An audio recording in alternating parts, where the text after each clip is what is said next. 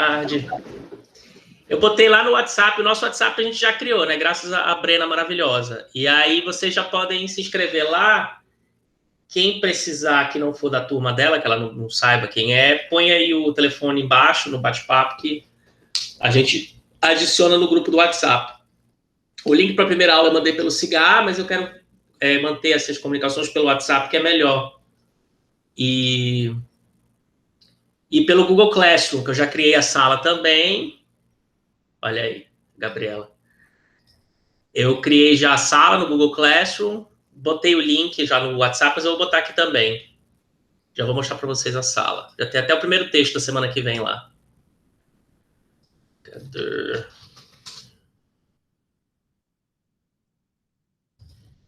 Vou mostrar aqui para vocês.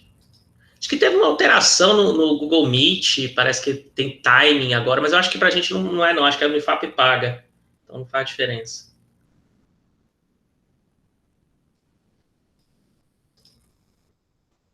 Tá aqui, ó, direito constitucional.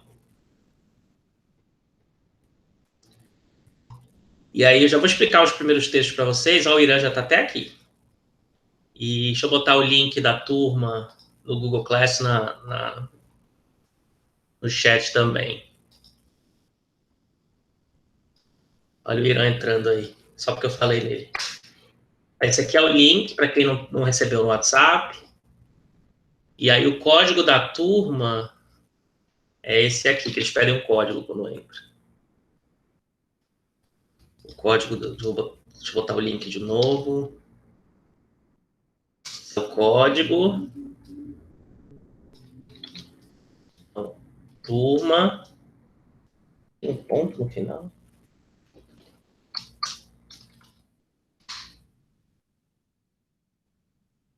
Não. Esse é o link. Então, a galera entrando depois. Quem não foi pelo WhatsApp ainda.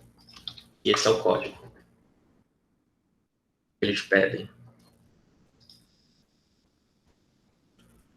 Tá? Eu tô super empolgado com essa turma, com essa matéria, porque assim, eu já dei aula de constitucional várias vezes, mas mais do que isso, na minha graduação eu fiz Direito, né? E também fiz Relações Internacionais, são as minhas duas graduações. E as minhas pesquisas são todas na área de constitucional. Eu fui fazer mestrado em Ciência Política com um projeto sobre emendamento constitucional. O meu TCC de graduação de Direito foi a Constituição do México, de 1917, e a de RI foi a Constituição da Índia, de 1949. Então, acho que eu passei para vocês uma pesquisa, não foi para vocês, talvez. Mas, enfim, eu trabalho com uma pesquisa sobre emendamento constitucional faz muito tempo, teoria de emendamento constitucional. Tem coisa publicada minha que vocês vão ler sobre o tema. Então, é uma matéria assim, que eu adoro, eu sei bastante coisa. E eu não vou dar assim, direito para vocês só. A gente vai olhar política e direito junto. Porque não dá para falar de Constituição sem falar de ciência política, de política. Né? A Constituição é um documento político, essencialmente, muito mais do que jurídico. E aí a gente vai tratar de vários temas relativos a isso. Começando pela primeira aula, eu ainda não estou com plano de curso, porque eu não tinha certeza até hoje quais eram as aulas que eu ia dar. Porque teve semana passada a saída dos professores, aí tiveram que rearranjar isso daí. E não me passaram ementa. Então eu não tenho uma ementa formalizada para vocês, mas eu vou fazer um plano de curso, e aí eu espero poder mandar para vocês até semana que vem. Mas assim, é tranquilo. A gente vai começar entendendo o pensamento constitucional moderno a partir das duas revoluções, a Revolução Americana e a Revolução Francesa.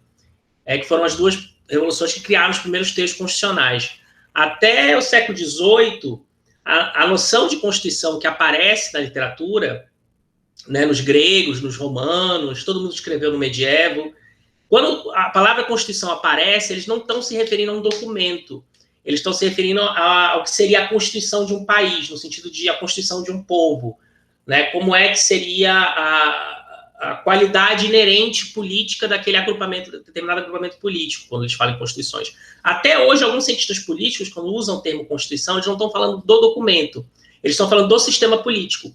O Giovanni Sartori, não sei se vocês chegaram a ler o Sartori, em Ciência Política, ele fala em Constituição, ele não está falando do texto, ele está falando das características do sistema político de um país, de modo geral. E de novo, o pessoal lá da Roma e da Grécia Antiga, quando traduzem a palavra politeia, geralmente a palavra que eles traduzem para a Constituição, não estão se referindo a um documento, estão se referindo às características daquele povo, inerentes àquele povo. Então, a ideia de Constituição como algo criado pelos homens, como algo artificial mesmo, como um artefato político, é invenção moderna, do século XVIII. E a invenção dos americanos e dos franceses, essencialmente, com as duas revoluções. A primeira Constituição do mundo, nos termos que a gente está falando, é a Constituição americana, de 1789. A primeira Constituição francesa é de 1791, um pouquinho depois. E aí a gente vai ver como que duas revoluções que partiam dos mesmos ideais, principalmente o ideal da igualdade e da liberdade, duas revoluções burguesas, muito parecidas, com gente que circulava nos dois países, inclusive, né, revolucionários que transitavam de um país para o outro, produziram textos constitucionais completamente diferentes. E eles são muito diferentes mesmo, em razão da luta política naquele momento, do que estava se enfrentando naquele momento. Na França, a questão toda era... Deixa eu botar o pessoal para dentro aqui. Na França, a questão toda era derrubado do antigo regime e o fim da sociedade de castas, que era separada entre nobres, burgueses, nobreza, clero e o resto. É o terceiro estado, que eles chamam. E nos Estados Unidos, o problema era o federalismo. Como você conseguir constituir uma autoridade central, mantendo certas liberdades e direitos para as autoridades subnacionais. Na França não era essa a questão nem de longe. O que estava se pretendendo era derrubar toda a fundamentação política do antigo regime e construir uma nova fundamentação política que legitimasse o poder democrático. Então você está falando em fundação do Estado Nacional na França, ou refundação, porque o Estado Nacional já existia, mas da legitimidade do Estado Nacional. Nos Estados Unidos não, esse problema estava resolvido já, desde a independência. Então, eles não tinham que lidar com esse grande problema que é legitimar o poder político. O poder político já era legitimado nas 13 colônias. O que eles queriam era criar uma autoridade central sem que essa autoridade central tivesse poderes excessivos invadindo as competências subnacionais. A disputa lá era entre federalistas e antifederalistas no debate. Então, é um problema muito menor do ponto de vista filosófico, o problema americano. E é muito mais pragmático as soluções que os americanos inventam também. É por isso que a Constituição deles dura até hoje, a dos franceses foi para o brejo em 2 anos. Né? A França tem uma série de 3 constituições, 1791, 93, que é a fase jacobina da Revolução, e 95, que é a fase mais branda da Revolução, que também não dá certo, e entra uma ditadura militar, basicamente, na sequência, que é o Bonaparte. Em 1798, 99, se não me engano, o Bonaparte ele dá o golpe e toma o poder. E aí a Constituição não serve mais para nada. Lá depois vai voltar. A França, se não me engano, está na 4ª ou 5ª, ou 6ª Constituição. Não, 4ª não é. Eles devem estar na 6ª Constituição, 6ª ou 7ª Constituição já. Então já teve outras nessa sequência. Isso tudo tem a ver com o problema do controle do poder que os franceses não se preocuparam em enfrentar quando eles fizeram a Constituição deles. Toda a preocupação deles era em dar poder para o povo, legitimar a vontade popular, e a soberania popular, e o direito ao voto, a igualdade política, sem se preocupar em controlar esse poder, em limitar esse poder. E os americanos, de cara, colocaram a limitação ao poder político no ponto central da Constituição Constitucional deles, porque eles queriam limitar o poder da União, entrar nas competências dos estados. Então, a deles funciona muito melhor, no sentido de para que serve uma Constituição do que a dos franceses. Mas a gente vai ver isso na aula que vem.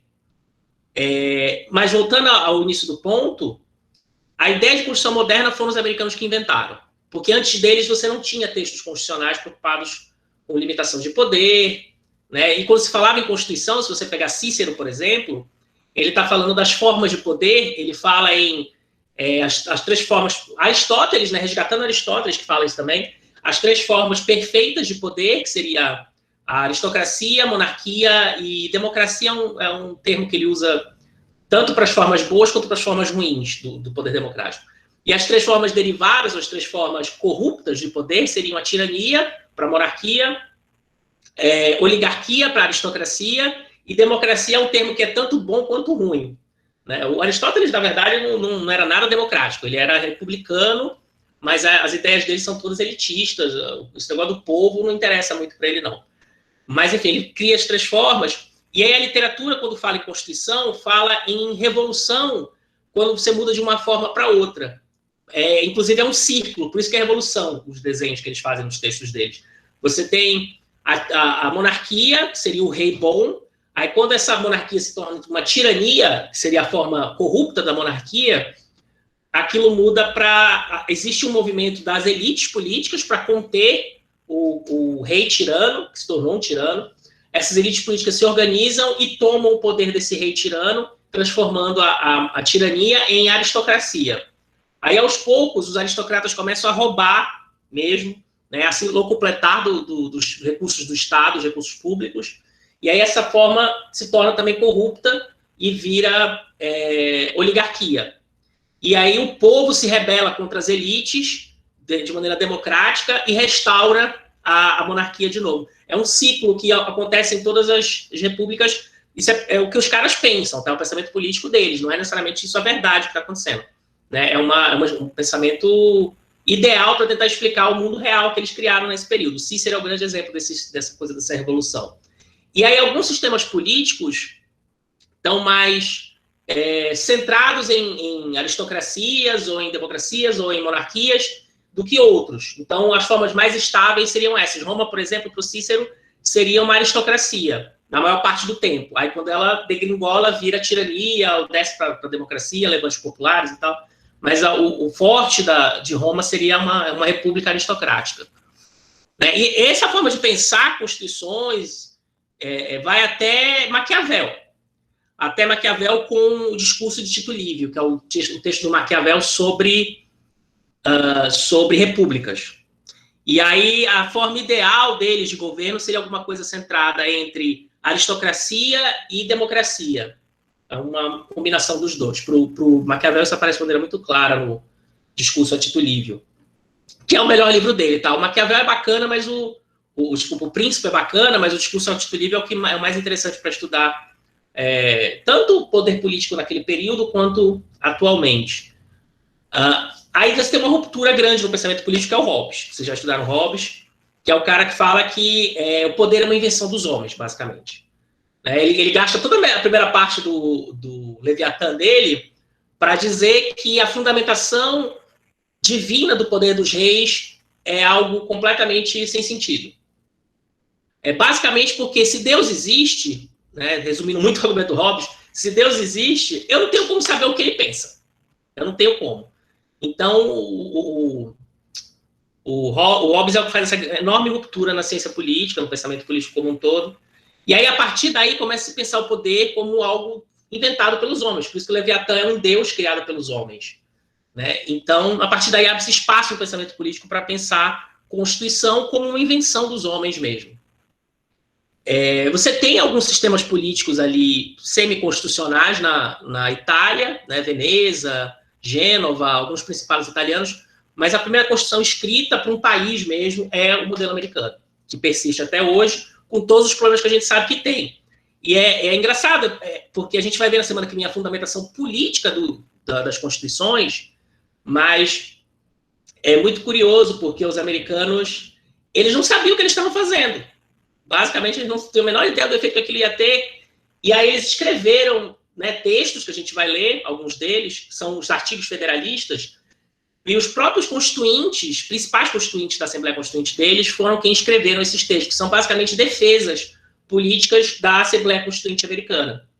Eles estavam em processo de escrever a Constituição e tentar aprovar ela nos estados. Em cada estado que eles iam para fazer a votação para aprovar a nova Constituição, eles escreviam nos jornais. Saía no jornal semanal um texto em defesa do texto constitucional deles.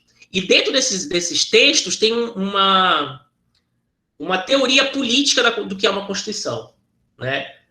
Aliás, é um cuidado que eu vou ter muito com vocês ao longo do curso, que em geral juristas não têm, que é de diferenciar explicações éticas, morais, de dever ser, justificações de explicação no sentido mais científico da palavra.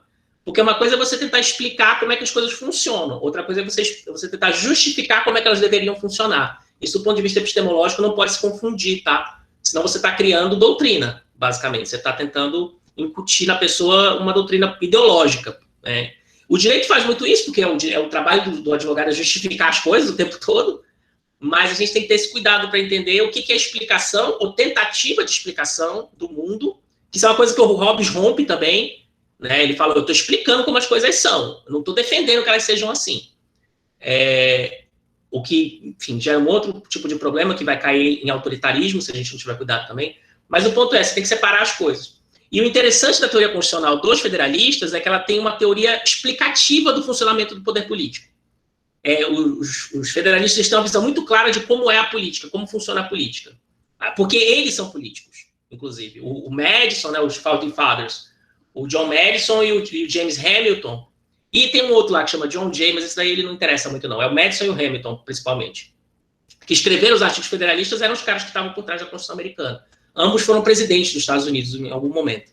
Então eles são políticos, eles sabem como funciona a política, e eles estão querendo criar um texto que regule o ordenamento político, não a partir de um ideal do que seria o que seria a política boa, mas a partir de uma realidade do que é a política real.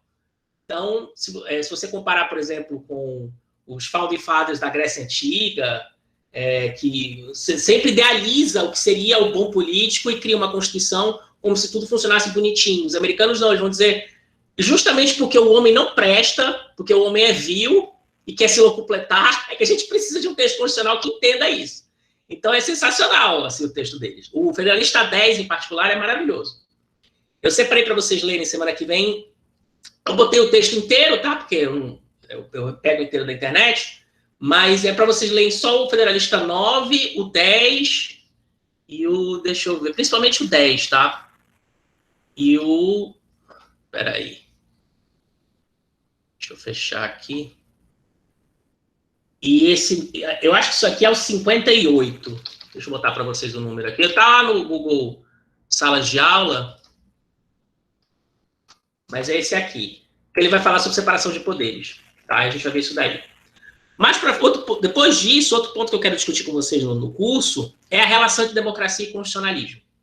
Se você for falar com os advogados, com os juristas que dão essa matéria, eles vão dizer que Constituição tem tudo a ver com democracia, através da Constituição que a democracia se realiza, tem toda uma ideologia na jogada, mas não é uma relação fácil, é uma relação muito complicada. Por quê? O princípio, e uma relação que os franceses não entenderam, porque o princípio da democracia é a legitimidade popular do poder.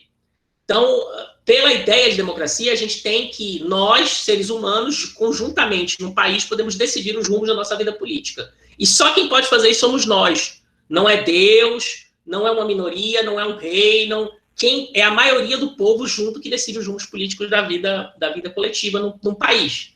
Né? E o texto de Constituição, a ideia de Constituição é justamente limitar o exercício do poder. E aí tem uma frase do Thomas Jefferson, que é sensacional, que ele diz assim, que direito tem os mortos de governarem os vivos, quando ele fala em Constituição, que é o problema central do constitucionalismo. Né? Como é que um texto escrito no século XVIII tem legitimidade para reger a vida democrática do povo americano atualmente, né? Para ele lá, mas para a gente vale também. Como é que um texto escrito por gente que já morreu, a grande maioria dos constituintes brasileiros já morreram, né? Tem o Lula que está vivo ainda e mais uns gatos pingados aí, o Alckmin não chegou a ser constituinte, mas o Lula chegou a ser constituinte, Fernando Henrique chegou a ser constituinte, mas muita gente já morreu que participou da Assembleia Constituinte Brasileira. Que direito eles têm de governar a vontade política atual? Isso é um problema muito sério e está no centro da relação entre constitucionalismo e democracia.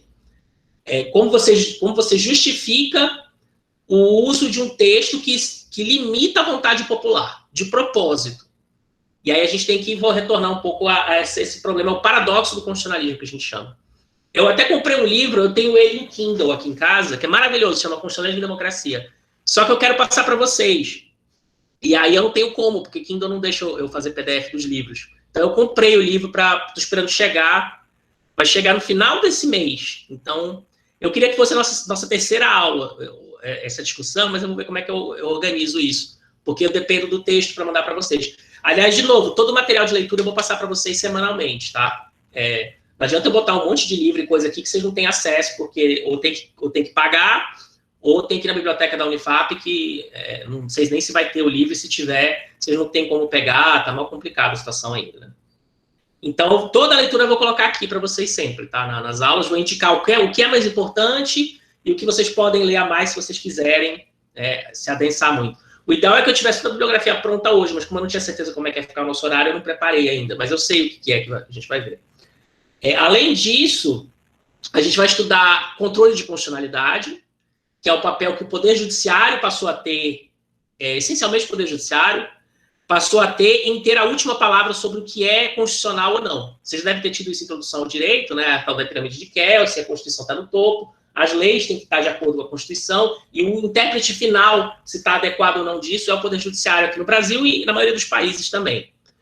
Mas a gente vai ver que esse controle de constitucionalidade foi uma invenção, também primeiro dos americanos, mas que não está no texto da Constituição dos Estados Unidos, isso que é louco, foi um golpe que o Judiciário deu no sistema político americano, basicamente, em 1803, quando num caso concreto, a Suprema Corte americana disse que a lei, o livro, vai chegar, eu vou passar para vocês, mas são dois autores, são o Stephen Holmes e o Cass Sunstein. Tem inglês e tem espanhol, eu pedi em espanhol porque é mais fácil para vocês lerem. Chegava mais rápido também, aparentemente. São esses dois autores. O Cass Sunstein, um dos dois, acho que é o Cass, ele inclusive foi assessor jurídico do Obama, durante o governo do Obama. Ele é um pensador liberal americano muito conhecido. Todos os dois são. O Stephen é mais professor só mesmo. Só. E o livro é excelente. São vários artigos, são textos, né, que eles colecionaram. E a gente vai selecionar um ou dois para vocês lerem aqui. Tem um sensacional sobre o problema da escravidão nos Estados Unidos e tal. A gente vai ver isso depois. Então, esse está no centro do poder, no centro do problema. E, voltando à discussão sobre controle de constitucionalidade, esse poder não existia no início, né? Toda a ideia é soberania popular. Como é que você justifica que um grupo de burocratas concursados consegue decidir, em última análise, o que é ou não a vontade política? Né? Como é que você justifica que juízes, né, concursados ou indicados, né, mas que não sofrem controles democráticos, porque uma vez que eles estão lá dentro, eles não saem mais.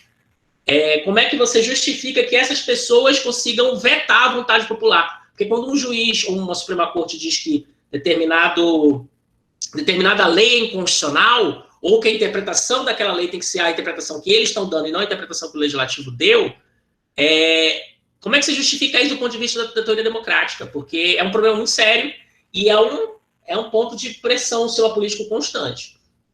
Porque o Poder Judiciário, ele o tempo todo está sendo instado a atuar politicamente. A gente vai lidar com isso e a gente vai ver os dois modelos de controle de constitucionalidade, como eles surgiram e como eles estão colocados no Brasil. Eles surgiram, de novo, a partir das revoluções americana e francesa, essencialmente. Quer dizer, a partir do modelo europeu e do modelo americano de constitucionalismo, de controle de constitucionalidade. Quando a Suprema Corte dos Estados Unidos, em 1803, num caso famoso chamado Marbury versus Madison, que não interessa tanto para a gente aqui o que era o caso, mas o que deu nesse caso, né?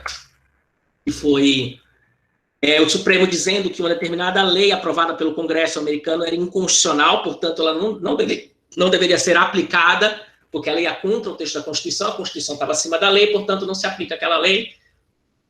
Eles inventaram um poder que eles tinham que não estava no texto da Constituição, né? E ficou. Eles fazem isso, podem fazer isso, fazem isso muito menos do que em outros países, mas podem. E a partir daí, isso virou o modelo americano. Outro detalhe do modelo americano é que qualquer juiz faz controle de constitucionalidade, né? O juiz de primeira instância, olhando para o caso concreto, ele pode dizer, nesse caso aqui, eu vou dar a minha interpretação da Constituição, ou eu vou dizer que essa lei é inconstitucional. Ele que é a última palavra sobre a constitucionalidade da lei. O modelo europeu não funciona assim. Tá? O modelo europeu, ele foi surgir na década de 30 com um teórico chamado Hans Kelsen, basicamente. A gente vai ler um textinho do Kelsen sobre interpretação constitucional. Ele, olhando para os horrores do período entre guerras e a Segunda Guerra Mundial, ele viu que precisava de freios ao poder político. Né? Os franceses não criaram controle de constitucionalidade quando fizeram a Constituição deles, nem ninguém depois deles, de hipótese alguma. Né? Pelo contrário, os franceses mandaram degolar os juízes, porque os juízes todos que a Revolução herdou eram nobres, eram da nobreza. E a maioria perdeu a cabeça na Revolução. Inclusive, tem uma figura muito interessante do pensamento político, que é o Alexis de Tocqueville, que talvez vocês tenham ouvido falar do Tocqueville já, escreveu A Democracia na América, um catatal desse tamanho, com 23 anos de idade. Ele Ele teve os pais degolados pela Revolução.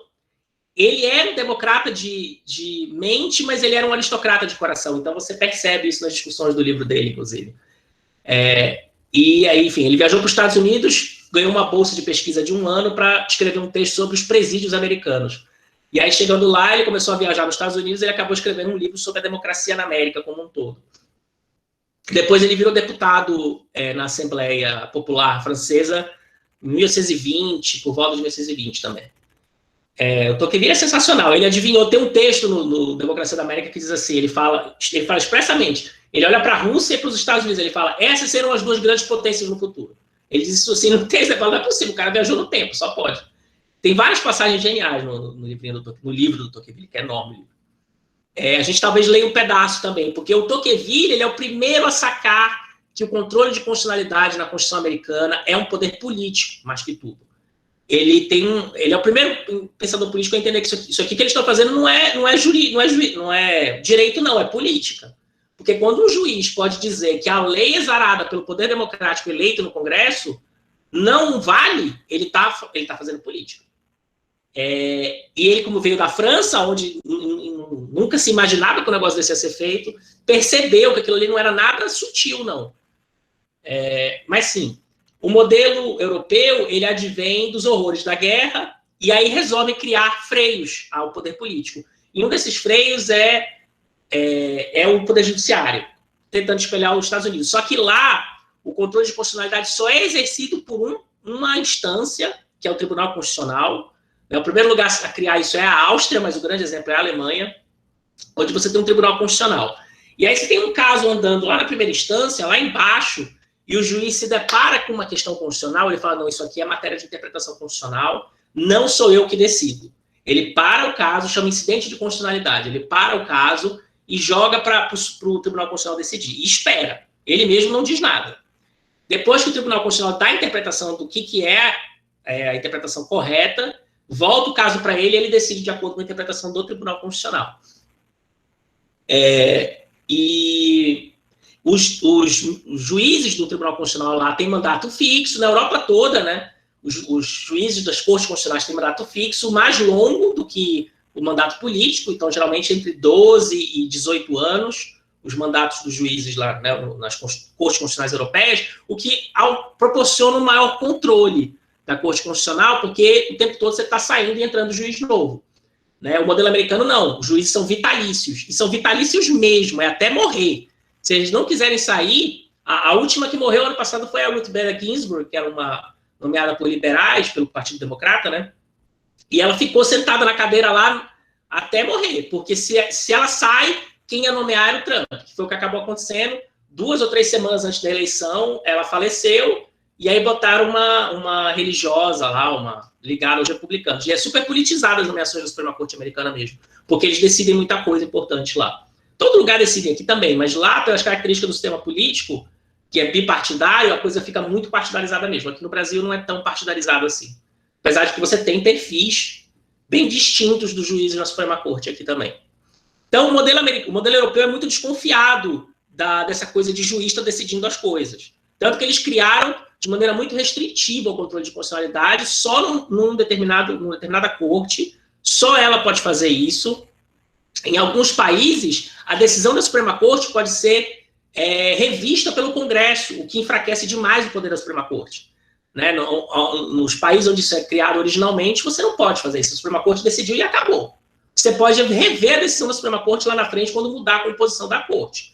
Mas não pode o poder político desautorizar o Tribunal Constitucional. Mas em alguns países do leste europeu isso acontece. Na Polônia, que eu sei que é um caso que está no texto da Constituição, que uma vez tomada a decisão na Suprema Corte, o Congresso Nacional pode, por maioria qualificada, reverter a decisão da Suprema Corte. Mas, de qualquer forma, o modelo europeu é extremamente desconfiado da ideia de que juízes podem decidir as coisas que têm efeito político, né? Enquanto os americanos deixaram isso em aberto para todos os juízes. No Brasil, a gente adota os 2 modelos. Né? A gente combina tanto o modelo americano quanto o modelo europeu, o que traz problemas e desafios próprios para o nosso país, que a gente vai entender nas aulas mais para frente. A gente tem um controle de constitucionalidade extremamente permeável. Qualquer pessoa, meu orientador brinca, até minha avó consegue entrar com ação no Supremo aqui no Brasil. Né? Isso, se vocês olharem a pauta do Supremo, é um negócio de louco. Enquanto o Tribunal Constitucional americano e o alemão julgam entre 100 e 200 casos por ano, 130, 140 casos por ano, em média, o Supremo brasileiro julga 80 mil. É um negócio assim, absurdamente díspare. Porque a gente tem um sistema muito permeável. A gente combina o controle difuso, que é esse que qualquer juiz pode fazer, e aí, pela via do recurso, isso chega no STF, com o controle concentrado, que é esse que é feito direto no STF, mas apenas alguns atores políticos podem fazer usar esse tipo de instrumento, que a gente vai ver, que é a ação direta de inconstitucionalidade, a ação direta de constitucionalidade e a ação de descumprimento de preceito fundamental no Supremo, aonde você derruba a lei em abstrato antes mesmo de ter casos concretos sobre ela. Você pode atacar direto a lei. Né? No modelo americano, você ataca a lei no caso concreto. Então, é João Marbury versus Madison. É isso que eu botei aqui para vocês. É fulano versus fulano. Aí o Supremo vai dar uma interpretação, o juiz de primeira instância vai dar uma interpretação dizendo que aquela lei é inconstitucional, e aí isso sobe até o Supremo vai dar a palavra final sobre o assunto. Só que o que acontece? Parece que o poder é pouco, o Tocqueville fala isso, parece que isso é pouco, mas não é. Porque da feita que o judiciário dá uma interpretação que derruba uma lei, todo mundo que está sofrendo com aquela lei vai entrar com a ação do judiciário. Então a lei vai cair como letra morta. O Tocqueville fala, acontece uma de duas coisas. Ou o Congresso Nacional muda sua Constituição, ou o Judiciário, ou o Congresso Nacional muda sua Constituição, ou a lei cai como letra morta. Porque ela não é mais cumprida, porque o Judiciário falou que não é para cumprir aquela lei, porque aquela lei é inconstitucional. Por isso que é um poder político enorme. Mas é caso a caso, é no caso concreto. Na Europa, é pela via abstrata que a gente chama, onde você derruba a lei. Né? Você julga aquela lei inconstitucional e essa lei é revogada pelo próprio poder político mesmo, automaticamente. No Brasil é o Senado que faz isso. Quando o Supremo diz que uma lei é inconstitucional, o Senado vai e revoga a lei porque o Supremo decidiu. Já. É uma formalidade só, mas é o que acontece. E aí alguns atores só que são legítimos a entrar com ação direta de inconstitucionalidade, essencialmente certos grupos parlamentares, o presidente da República, né, o Procurador-Geral da República, a gente vai ver isso daí. No Brasil, essa lista é imensa. Se a gente compara com a Alemanha, com Espanha, com Portugal, com outros países que têm um sistema concentrado, são muito poucos atores que têm legitimidade para isso. Por exemplo, na Alemanha, 1/3 dos deputados federais precisa assinar a ação direta de inconstitucionalidade. No Brasil, é qualquer partido político com representação no Congresso Nacional. E a gente sabe que o nosso país tem muitos partidos. Você pode ter um partido com um deputado federal só e esse partido pode entrar com uma ação direta de inconstitucionalidade. Teve uma época que o PDC, que era o Partido Democrata Cristão, na verdade era um partido de delegados da Polícia Civil, entrava com ações no Supremo de aluguel. Né? Você quer entrar com uma ação direta no Supremo, você paga para esse partido entra por você com essa ação. Porque ele tem legitimidade para entrar, outras pessoas não têm. Então, é um modelo que dá muito poder para as minorias. Quando eu falo minoria política, não é só aquela minoria que a esquerda gosta, não. Que é sem terra, pessoas que estão negros, trans, isso é minoria. Mas banqueiro é minoria também no sistema, vocês têm que lembrar disso. Né? Você vai ter um monte de ação de inconstitucionalidade aí que vai vir pela Federação da Indústria, que vai vir de gente que não quer pagar imposto, aí vai lá no Supremo brigar porque não quer pagar esse imposto, não quer pagar essa alíquota. Então, é tudo que vai contra a vontade da maioria. E aí, você tem um sistema de controle de constitucionalidade muito permeável a essas demandas. A gente vai falar um pouquinho sobre interpretação constitucional, quais são as teorias que estão por trás de como se interpreta a Constituição. A gente vai olhar o Kelsen, basicamente, e eu vou discutir um pouquinho algumas coisas mais modernas com vocês. A gente vai olhar a Assembleia Constituinte, como é que se escreve uma Constituição, qual é o impacto que tem o processo constituinte, as regras do processo decisório de uma Assembleia Constituinte, no texto da Constituição, em particular um texto meu, que eu publiquei na Revista Brasileira de Ciências Sociais, que, modéstia à parte, é muito bom sobre o assunto. Como é que foi feita a Assembleia Constituinte de 88? Porque a ideia é que constituições sejam eternas, durem para sempre. E aí, só que elas estão sempre muito presas ao momento político quando elas foram escritas. E elas sempre respondem às questões políticas do seu momento, enquanto que se apresentam como algo que vai durar para sempre, mas não tem como elas escaparem disso. O exemplo primeiro é o caso americano e francês, como eu falei para vocês. É muito claro quando você lê a Constituição americana que o problema deles é o federalismo. E quando você olha para a Constituição francesa, é muito claro que o problema deles é o antigo regime. E isso aparece no texto da Constituição. Uma das críticas maiores que é feita à Constituição americana e às outras que vêm, não só nesse período, mas atualmente, é o direito à propriedade privada, né? Que até o período da Guerra Fria estava sob forte discussão. Por que tem propriedade privada na Constituição? Né? Que resguarda o poder político de uma minoria, né? Do capital, basicamente. Protege o capital. Constitucionalmente, ou seja, nem o povo pode reduzir o poder da propriedade privada porque está lá na Constituição. Isso tem uma razão. Tem um texto nesse livro que eu falei para vocês, do Stephen Holmes, do Kessenstein, que fala sobre escravidão. Escravidão não estava no texto da Constituição americana, né, mas era proibido que se discutisse o tema da escravidão no Congresso americano até a Guerra da Secessão. Porque sabe que se você botasse aquele tema para ser debatido, a federação rompia. Porque ia ter guerra civil e foi o que aconteceu. Né? Exatamente, Guilherme. Isso está lá no texto da Constituição. Tem uma justificativa liberal para estar lá, mas não é por isso que ela está lá, não. Ela está lá por causa dos interesses da classe burguesa, que os constituintes americanos que escreveram o texto eram basicamente burgueses. Né? Mas tinha uma razão de ser também, que o problema lá também era o seguinte, o que acontecia? As pessoas faziam dívida nas 13 colônias, e aí quando elas não queriam pagar a dívida, elas se elegiam deputado, né, estadual, e, por lei, revogavam as dívidas que tinham assumido. Então, cria uma instabilidade, uma insegurança jurídica, tá? Então, tem uma argumentação por aí, mas não é essa a explicação, não. A explicação é o capitalismo, por isso que está lá na Constituição deles, e as outras colocaram posteriormente. Mas o direito à propriedade privada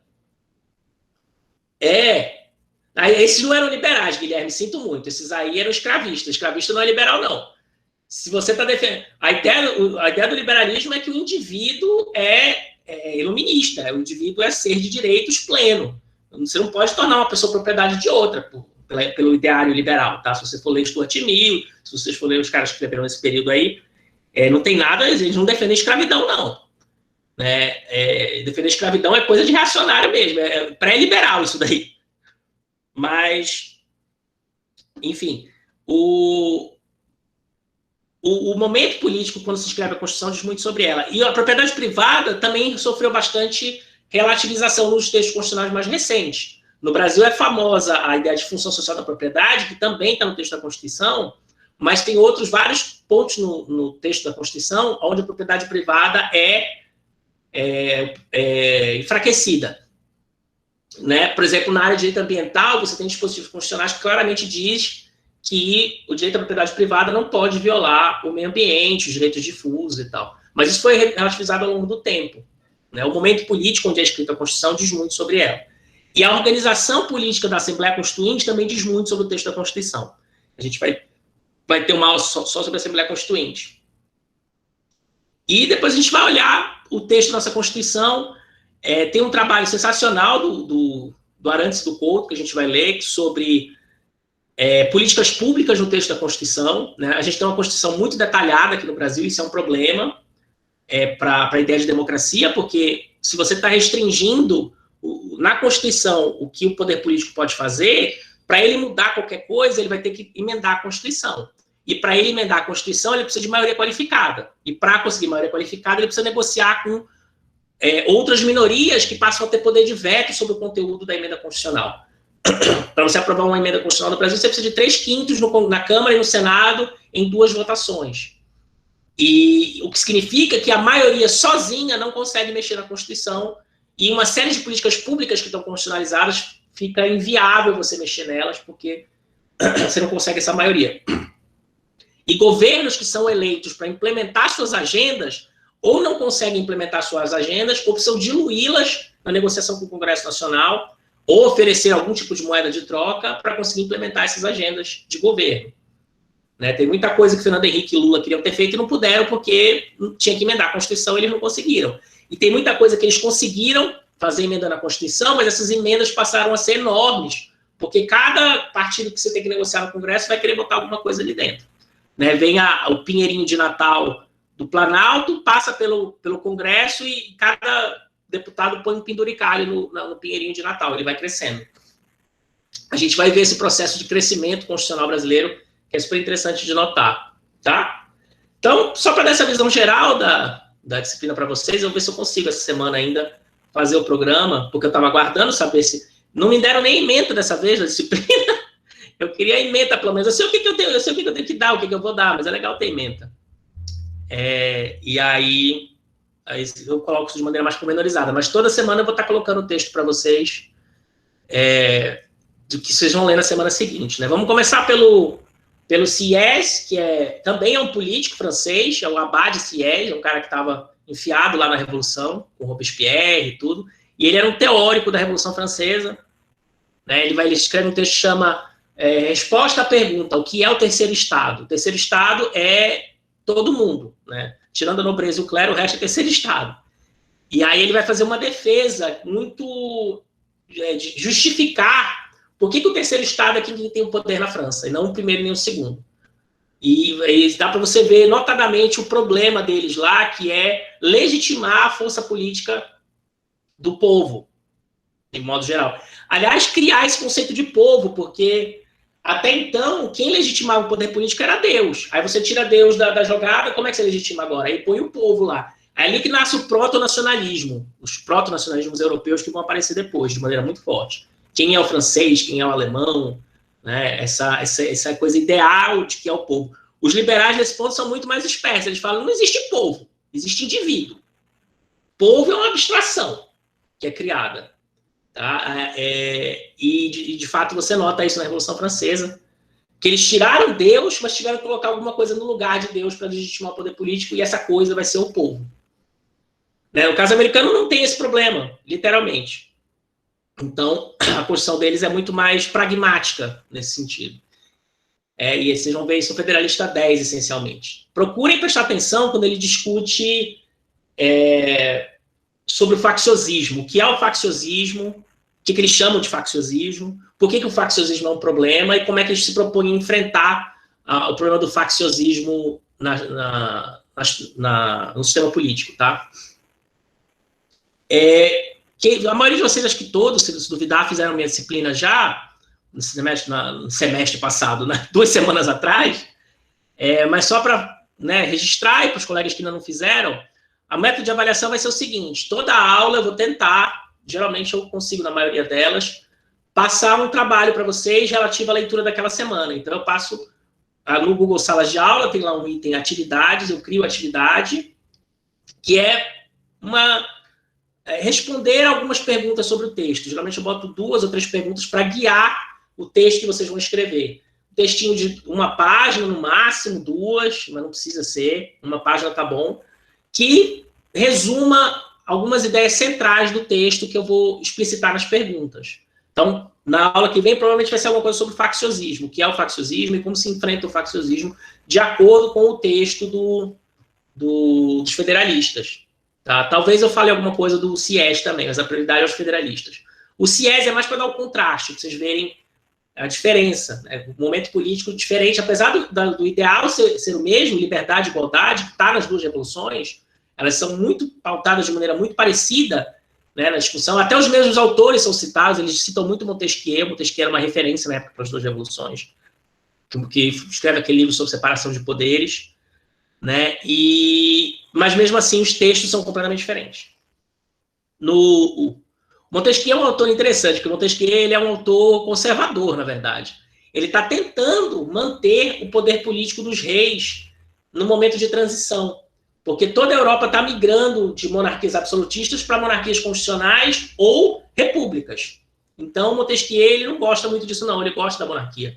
Ele é um teórico da Revolução Inglesa, que é anterior a essa, que não é bem uma revolução, porque não tira o poder da aristocracia totalmente. Até hoje você tem rei na Inglaterra e tudo. E naquele período o poder deles continuou de maneira muito forte.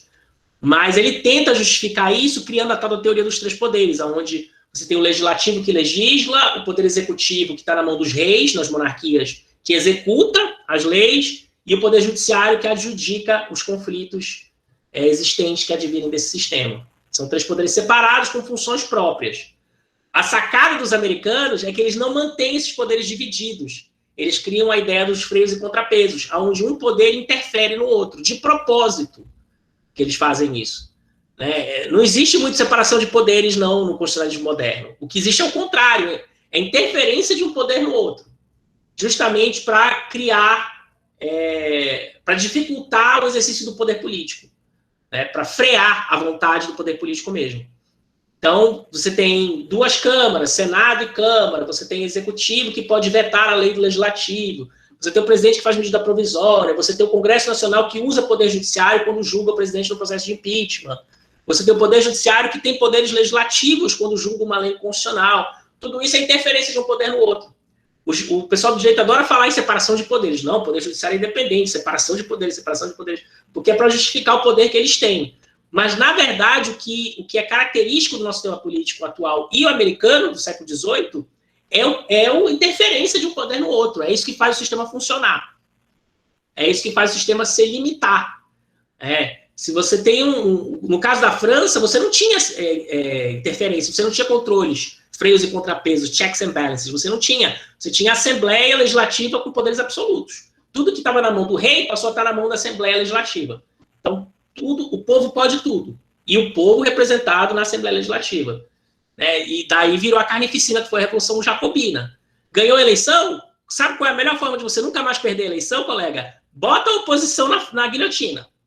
Degola todo mundo, que aí na próxima eleição ele não tem nem como concorrer. Entendeu? Então, é um problema isso daí.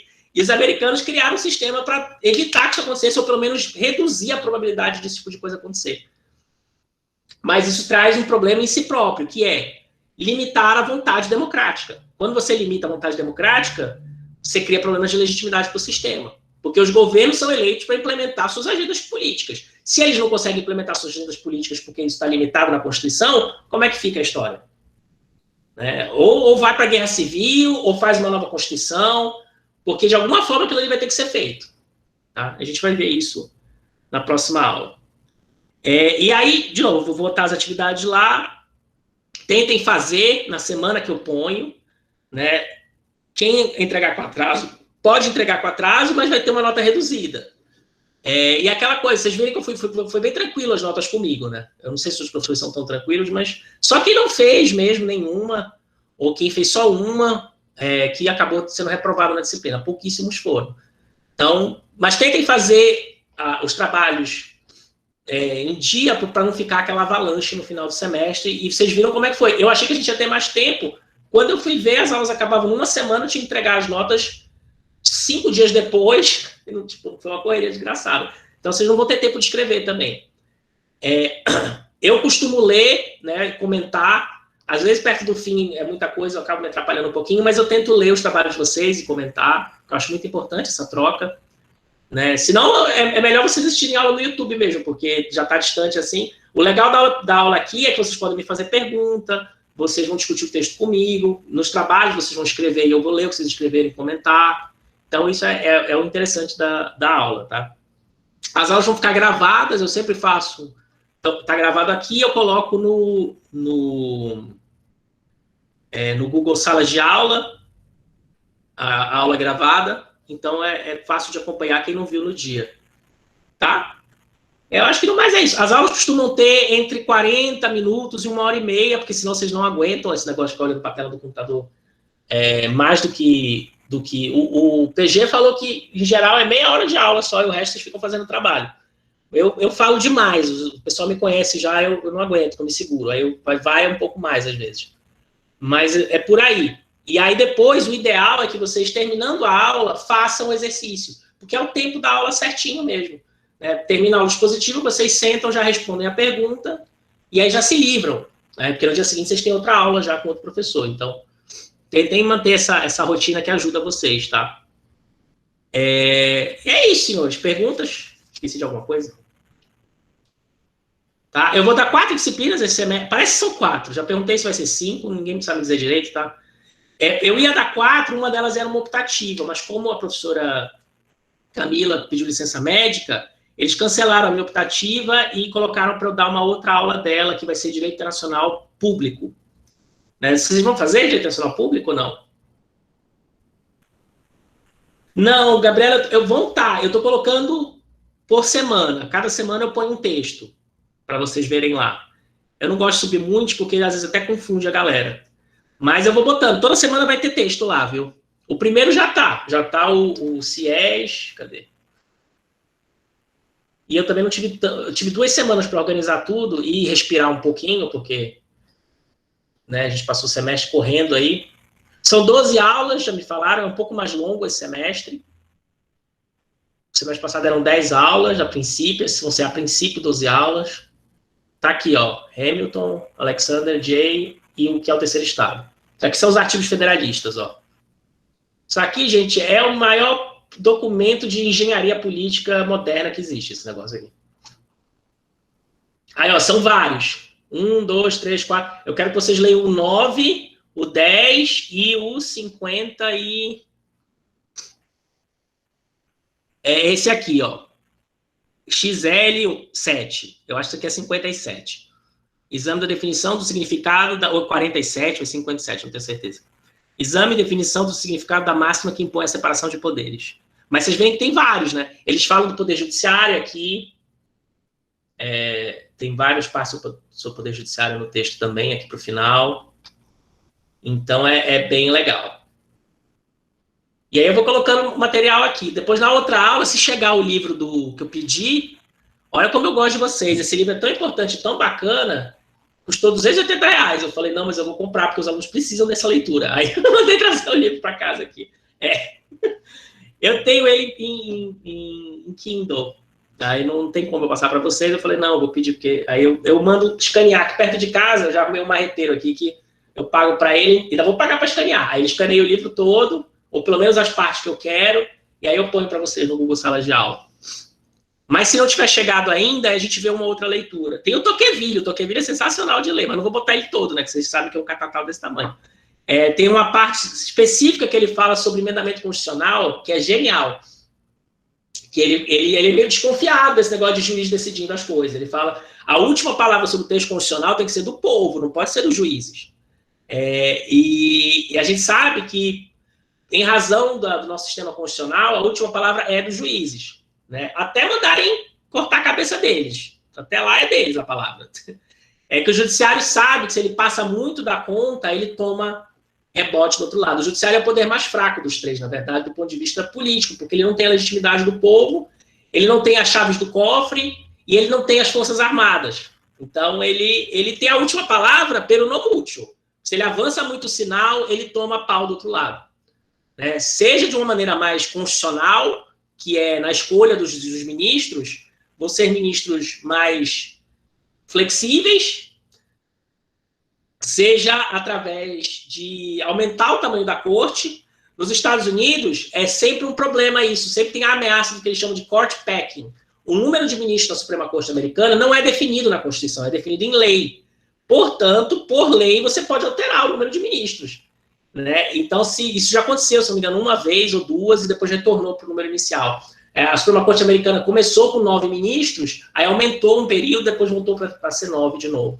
Então, sempre que alguém está ameaçando, sempre que o judiciário aponta muito, passa muito da conta, ele recebe ameaça do outro lado. O grande exemplo nos Estados Unidos foi o New Deal, do Roosevelt, que estava botando restrições à propriedade privada, a propriedade privada sendo um problema de novo aí, e ao direito aos contratos.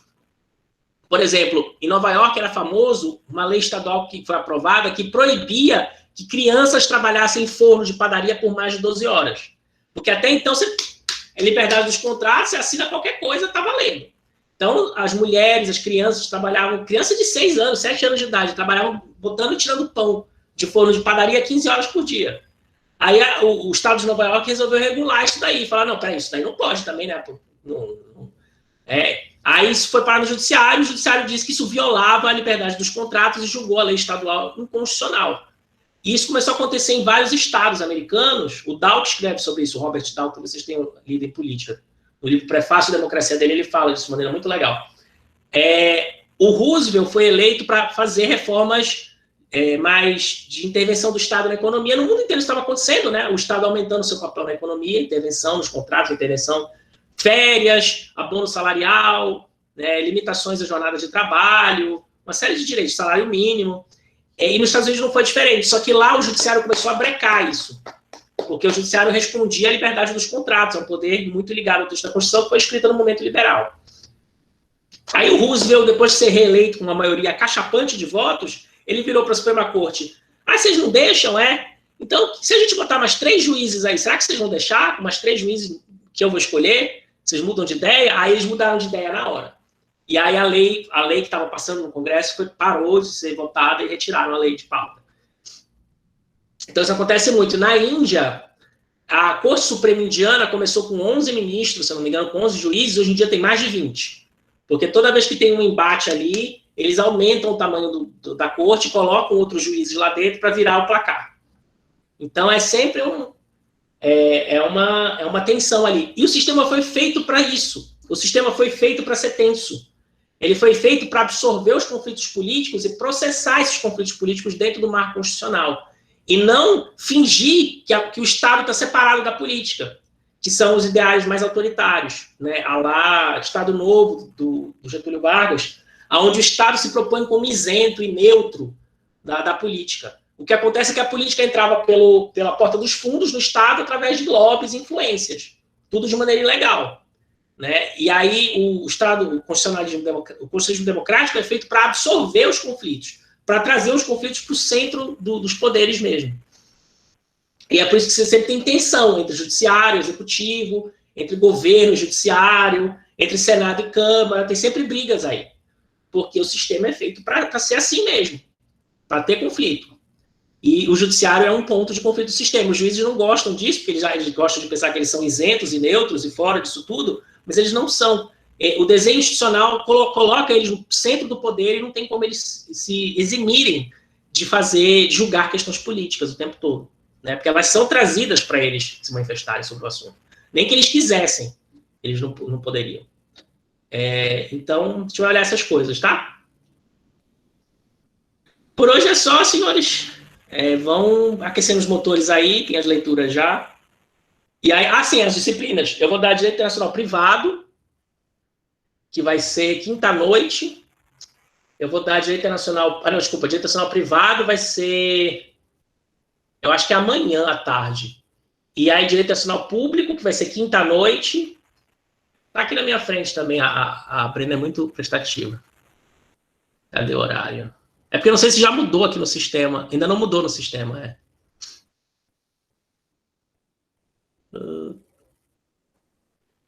A que saiu era aquela optativa que falava de empresas, alguma coisa assim?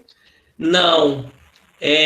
A que saiu era a minha optativa, que era sobre Sistema Interamericano dos Direitos Humanos. Era compliance com as decisões do Sistema Interamericano e atores subnacionais. Como é que os atores subnacionais pegam as decisões da Comissão e da Corte Interamericana de Direitos Humanos e implementam aqui no Brasil, independente da vontade do governo. Era sobre isso. Aí, como tem as obrigatórias são mais importantes, ela saiu, e aí tá aqui, ó, Direito Constitucional é hoje, Direito... Cadê aqui a grade? Direito Constitucional é hoje, Direito Internacional Privado ficou na quarta. Amanhã parece que não tem aula de nada. Eu não tenho aula de nada, vocês têm.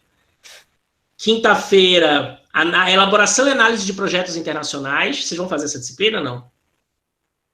Não, eu não vou, pelo menos. Sim. Tá. Eu ainda estou montando o que a gente vai ver nessa disciplina, que é uma disciplina muito esquisita mesmo. E não me deram a ementa, eu estou pedindo a ementa dela faz tempo que não consigo. Fala. Relacionado essa modalidade de colocar no SIGA o vídeo, como é que será? Eu não coloco no SIGA A, eu coloco no Google Sala de Aula, tá? Que é mais fácil de vocês acessarem. Vai estar sempre lá. O link, vai ter um link lá. Já eu ponho. Se terminar a aula aqui, ele termina de processar e gravar o vídeo, ele baixa no meu computador, aí eu coloco no Google Sala de Aula hoje ainda, já de hoje. Beleza, tá ótimo. Obrigado. E... Relacionado às outras disciplinas que o senhor vai administrar, Também vão estar lá? Mesma coisa. Cada uma vai ter sua turma. Né? Você Ok. tem que se inscrever em todas. Cada uma vai ter sua turma, eu coloco as coisas lá. É mais prático do cigarro. O cigarro é meio chatinho. Direito Nacional Privado vai ter essa elaboração e análise de projetos internacionais na quinta. E aí o que seria tópicos, instituições e organizações, também seria na sexta, não vai ter mais. Vai ter uma disciplina de Direito Nacional Público à noite, na quinta-feira à noite. Tá? Então tá, senhores. Ego? O que é esse ego da Gabriela? Deve ser outra coisa que eu falei antes, agora que eu tô vendo. Então tá, senhores. Aí semana que vem a gente continua. Tá? Vai ser uma delícia a disciplina. Eu tô super empolgado, eu adoro da Constitucional. Muita informação bacana. É o centro, é onde está tudo. Na Constituição é onde está tudo, gente. No Brasil, mais ainda. A gente vai falar do Bolsonaro? Eu tento deixar de fora a política, né, nas minhas aulas. Eu tento não fazer comentários políticos, porque eu acho que a gente tem que estar isento na sala de aula, tentar pensar com os alunos e tal. Mas sempre aparecem algumas coisas, né, para a gente comentar. No caso do Bolsonaro, o Supremo está muito ativo, né, em tentar restringir ele ultimamente, que é bem interessante de ver. Tem uma coisa interessante que a gente vai ver na aula de Direito Nacional Público, que é essa ação do TPI contra o Bolsonaro, que essa semana o procurador do TPI recebeu a ação, nunca recebia. Né? O Brasil nunca foi para o TPI. O TPI foi um negócio que foi inventado para a ditadura africana e do leste europeu. Não era para a América Latina o TPI. Relacionado ao impeachment do nosso presidente, é verdade que ele vai para o Business Book, verdade aí? Negócio de recorde. Esse negócio do business, cara, qualquer coisa entra lá. Outro dia eu vi empilhado 5 MNs. Recorde de empilhamento de MNs. 121 pedidos de impeachment, é verdade? Tem um monte. Por quê? Porque ele está com acordo com o Centrão, o presidente da Câmara é do Centrão, é o Arthur Lira, do PP, mesmo partido do líder do governo, que foi o cara que está envolvido agora no escândalo da Covax. Então ele está abraçado com o Centrão, não deve sair impeachment não até o ano que vem. Pode ser que saia, mas eu acho muito difícil. No caso da Dilma, só saiu porque ela brigou com o Centrão. Ela realmente comprou guerra com o Centrão. O Eduardo Cunha, que era o presidente da Câmara na época, que foi preso na Lava Jato, ele botou a faca no pescoço dela. Ele falou, ou tira a Polícia Federal de cima de mim, ou você cai. Ela falou, eu não mexo com a Polícia Federal, não. Se virem. Aí, ela caiu. O Bolsonaro não, ele está abraçado com o Centrão e o Procurador-Geral da República foi escolhido a dedo por ele. No caso da Dilma e do Lula também, foi sempre escolhido o primeiro da lista, né, tríplice, que o Ministério Público Federal organizava para a escolha do Procurador-Geral, que é quem dá a entrada na ação penal contra o presidente da República. Esse procurador agora falou que está investigando, mas ele vai, com certeza, ele vai enrolar até a última hora. Aí vai estar perto da eleição já, ninguém faz impeachment em ano eleitoral. Então, eu acho muito, muito difícil sair esse impeachment dele. Ele ainda está com o ótimo e bom dele nas pesquisas de opinião, estão em 25%, 23% ainda. A Dilma, quando ela saiu, ela passou um ano com 10% de ótimo e bom nas pesquisas de opinião. Então, tem que estar lá embaixo mesmo a popularidade do presidente por muito tempo, né, para ele ser enquixado. E o Centrão depende do Bolsonaro e o Bolsonaro depende do Centrão agora. Ainda mais com esse drama da Covax, que afeta diretamente o partido do líder da Câmara, enquanto o Bolsonaro estiver protegendo eles não vão fazer impeachment contra ele de jeito nenhum, e estiver mandando dinheiro para eles, né? De novo, a Dilma foi o contrário, o pessoal critica o PT, corrupto e tal, tem problema, mas em momento nenhum, nem o Lula nem a Dilma interferiram com a Polícia Federal, não interferiram com o Ministério Público, deixaram rolar as investigações. Estou aqui em doer. E com ameaça de impeachment na Câmara o tempo todo. O Bolsonaro não, ele está preocupado em proteger ele, os filhos dele, então ele não está nem aí. O que o Centrão mandar, ele faz. Essa grande instituição política do Brasil que é o Centrão. Não é possível, entra governo, sai governo, esse povo está lá. É a constante do nosso sistema político. É o que dá governabilidade para o sistema, né? Se não fosse o Centrão, você não conseguia ter maioria. Mas, ao mesmo tempo, eles cobram caro esse apoio político deles aí. Tá bom, senhores? Que diga o Lula, né? Todos os presidentes precisam negociar com o Centrão sempre. Alguns negociam em posição de poder, porque tem mais poder, e outros estão mais a reboque, né? Dilma e Bolsonaro vieram mais a reboque do Centrão porque estavam fracos politicamente. Lula e Fernando Henrique eram presidentes muito fortes, então o Centrão ele não podia mandar muito. Mas sempre pôde, porque para você emendar a Constituição brasileira, você precisa de 3 quintos de 513. 3 quintos de 513 votos é mais de 300 votos na Câmara dos Deputados. Para você fechar essa matemática, você precisa chamar o PP, o PMDB, PTB e haja P por aí. O Brasil tem um sistema partidário muito, muito ruim. A gente tem um sistema que você precisa, para fazer coalizão de governo, de 11 partidos para conseguir decidir qualquer coisa.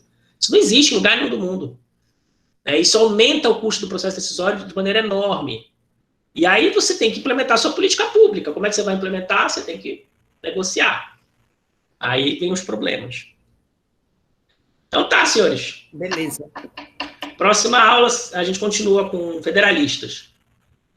Beijos.